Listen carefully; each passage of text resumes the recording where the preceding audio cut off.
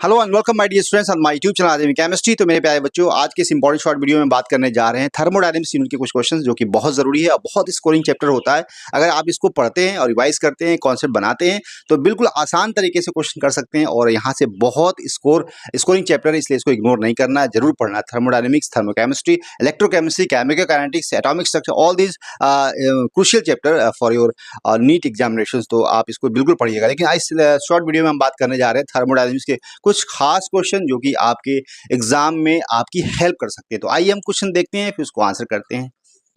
तो प्यारे बच्चों, क्वेश्चन जो दिया हुआ है बेटा 23 नंबर, यहाँ पूछा गया which one of the following equations does not correctly represent the first law of thermodynamics for the given process involving an ideal gas. और यहाँ पे मानना है कि assumption non expansion work is zero है। तो यहाँ पे कुछ आपको ऑप्शन दे रखे हैं। एडियाबैटिक प्रोसेस जो कि delta is equal to U बराबर minus W, isochronic process, isothermal process और साइक्लिक प्रोसेस। अगर आपने प्रोसेस के बारे में अगर पता नहीं है तो फिर क्वेश्चन नहीं कर पाएंगे कि थर्मोडायनेमिक प्रोसेस क्या क्या होते हैं। तो पहले हम लोग यहाँ पे क्वेश्चन का बैकग्राउंड जानते हैं कि भाई फर्स्ट लॉ ऑफ थर्मोडायनेमिक्स क्या होता है और जो प्रोसेसेस है थर्मोडायनेमिक प्रोसेस क्या क्या होते हैं उनके बारे में जानते हैं। फिर इस क्वेश्चन को हम लोग करेंगे। तो आइए यहाँ पे हम सॉल्व करते हैं।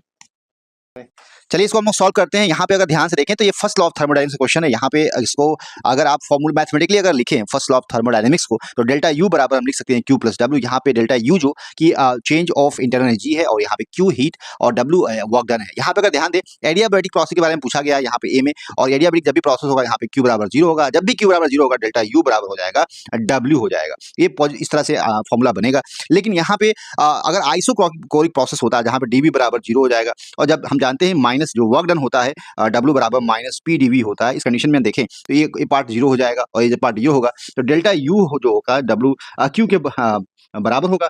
अगर हम ध्यान दें नेक्स्ट प्रोसेस के बारे में, आइसोथर्मल प्रोसेस जहां पे dt बराबर होता है जीरो और dt बराबर जीरो, डेल्टा यू बराबर हो जाएगा जीरो। उस कंडीशन में q बराबर हो जाएगा, यहाँ पे हम लिख सकते हैं डेल्टा यू जीरो तो q प्लस डब्ल्यू, और यहाँ पे q बराबर माइनस डब्ल्यू हो जाएगा। इस तरह से आपको आंसर मिलेगा। तो ऑप्शन में जो कि पूछा गया इनकरेक्ट स्टेटमेंट पूछा गया है, तो यहाँ पहला जो एडियाबैटिक प्रोसेस में स्टेटमेंट दिया हुआ है यही आपका इनकरेक्ट ऑप्शन है। साइक्लिक प्रोसेस की बात करें यहाँ पे, तो साइक्लिक प्रोसेस में क्या होता है कि जो इंटरनल एनर्जी का चेंज होता है हमेशा जीरो होता है, क्योंकि एक आपका यहाँ पे जिस स्टेट से जा रहे हैं उसी स्टेट में हम वापस आ रहे हैं वाया साइक्लिक प्रोसेस, उस कंडीशन में इंटरनल एनर्जी का चेंज होगा जीरो होगा, डेल्टा यू बराबर, और वहाँ पे फॉर्मूले में हम कैसे डेल्टा क्यू बराबर यहाँ पे माइनस डब्ल्यू होगा। तो यहाँ भी ऑप्शन सही दिया हुआ है।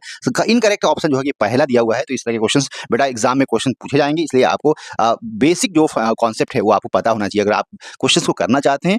तो इसलिए आप अच्छे से इसको रिवाइज करिए। Thank you very much.